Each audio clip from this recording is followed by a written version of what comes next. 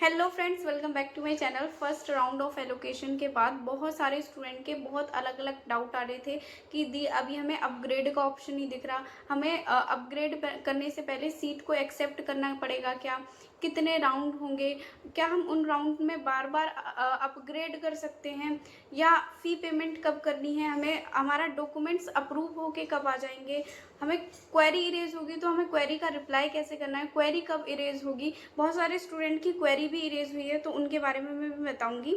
तो इस वीडियो को ध्यान से देखना। जो भी आपका इस पोर्टल से रिलेटेड, फेज 3 से रिलेटेड अभी जो भी एडमिशन आपका चल रहा है, एक एक स्टेप आपको बता दूंगी।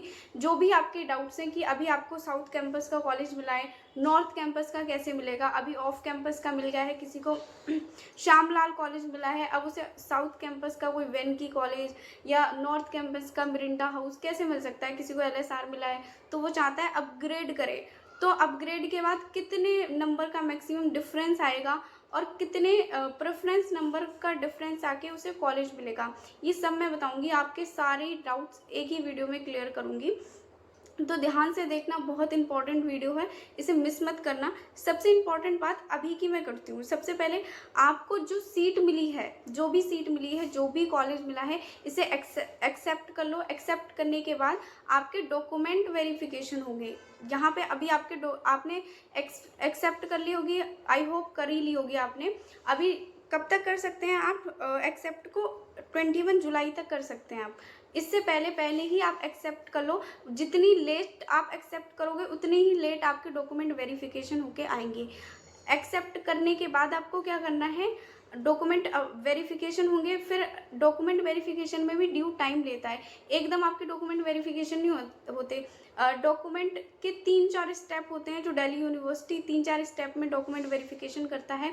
जब आपका लास्ट में वहाँ पर लिख कर, जहाँ अभी यूज़र एक्शन के बाद डॉक्यूमेंट के बारे में लिख कर आ रहा होगा ना, वहीं आपका लिख कर आएगा अप्रूव बाय कॉलेज या अप्रूव बाय प्रिंसिपल। जब वो लिख कर आ जाएगा तभी आपको फ़ी पेमेंट का ऑप्शन वहाँ पर दिखेगा। फिर आपको फ़ी पेमेंट करनी है। जब आप फ़ी पेमेंट कर देंगे उसके कुछ देर बाद ही आपको अपग्रेड का ऑप्शन दिखेगा, फ्रीज का ऑप्शन दिखेगा और विड्रॉल का भी ऑप्शन दिखेगा। इन तीनों ऑप्शंस के बारे में मैं बताती हूँ।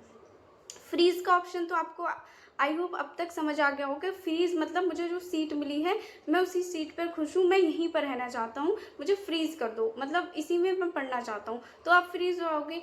अपग्रेड का क्या होता है?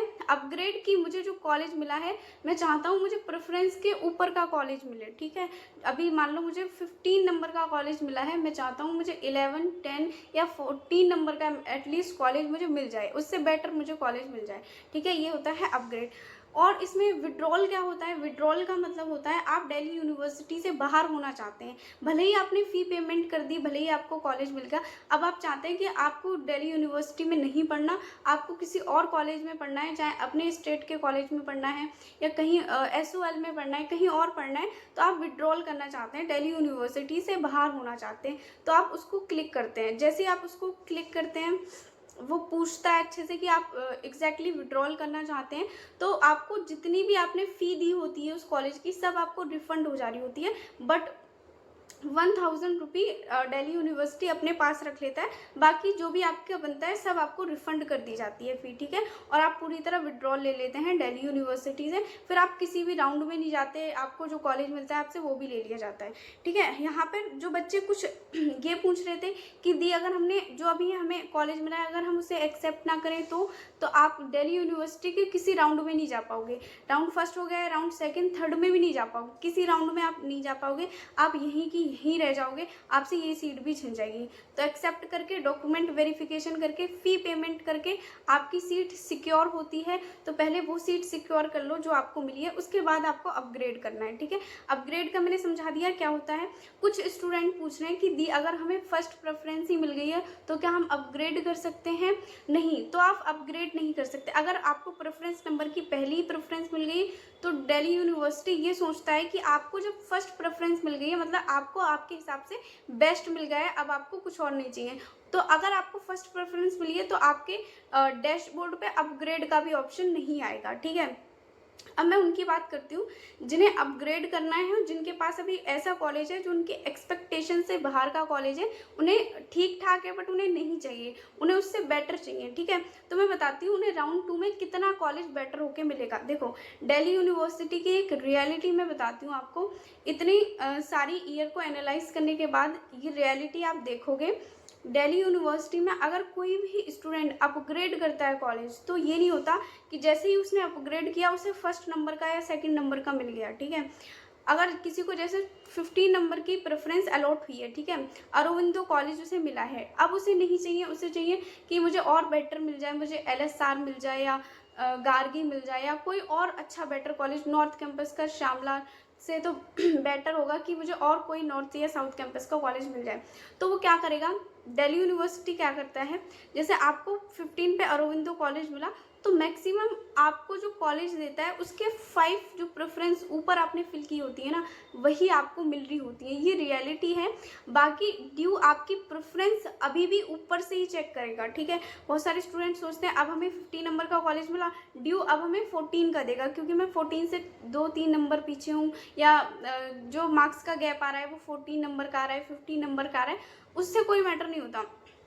ड्यू आपकी प्रेफरेंस लिस्ट अभी भी शुरू से चेक करेगा, 1 से चेक करेगा कि 1 में आपको मिल सकती है नहीं, 2 में मिल सकती है नहीं, 3 में मिल सकती है नहीं, 4 में, ऐसे आपको ड्यू बेस्ट से बेस्ट देने की कोशिश करेगा। लेकिन इसमें मैं ये कह रही हूँ जब कि आपको 5 जो आपको जो सीट मिली है उससे 5 मिलने के ज़्यादा चांसेस होते हैं। ऐसा क्यों, देखो, जो ऊपर की प्रेफरेंसेस होती हैं वो ऑलरेडी जिन बच्चों को वहाँ पे मिली होंगी वो भी तो अपग्रेड कर रहे होंगे ना कॉलेज, तो उससे नीचे की जो मिल रही होगी वो जैसे ही वैकेंट होगी उससे ऊपर वाला कॉलेज किसी ऊपर वाला स्टूडेंट और ऊपर वाले में जा रहा होगा, जो नीचे वाला है वो ऊपर वाले में जा रहा होगा। आई होप आप समझ रहे होंगे कि जैसे कि किसी को 50 नंबर का कॉलेज मिला तो उसे चांसेस है उसे 11, 12, 13, 14 का मिलेगा। ठीक है, उससे ऊपर का क्यों नहीं मिल सकता, चांसेस है, मिल सकता है, पूरे चांसेस हैं। बट ये है अगर 10 वाले ने अपग्रेड किया होगा तो 10 वाले की सीट 9 वाले को तो मिल रही होगी ना।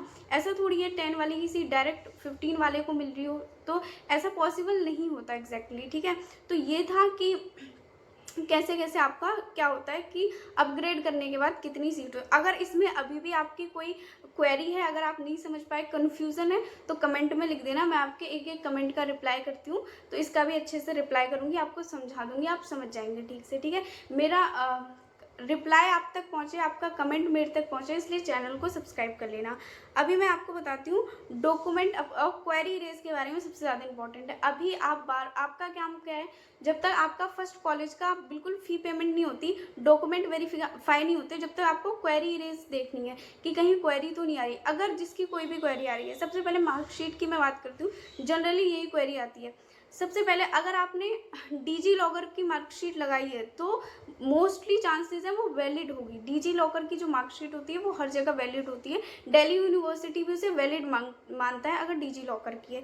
फिर भी अगर ड्यू ये बोल रहा है आपसे क्वेरी रेज करके कि स्कूल वाली मार्कशीट हमें ला के दो, तो ट्राई करो कि उसको जितना टाइम उसने आपको क्वेरी में दिया है आप उसको मार्कशीट ला के दे रहे हो। मार्कशीट ही नहीं, अगर आपके कोई सर्टिफिकेट आउटडेटेड है, NCL का नहीं लगाया आपने, तो वो NCL वाला मांग रहा है, तो उसने आपको टाइम दिया होगा, उस टाइम से पहले आपको देना है, वरना आप रिजेक्ट हो रहे होगे। ठीक है, कोई आपके किसी भी डॉक्यूमेंट में अगर मिसमैच है, इतनी सी भी गलती है, तो दिल्ली यूनिवर्सिटी आपको क्वेरी रेज करता है, आप क्वेरी का रिप्लाई नहीं कर पाते तो आप दिल्ली यूनिवर्सिटी से ही बाहर हो जाते हैं।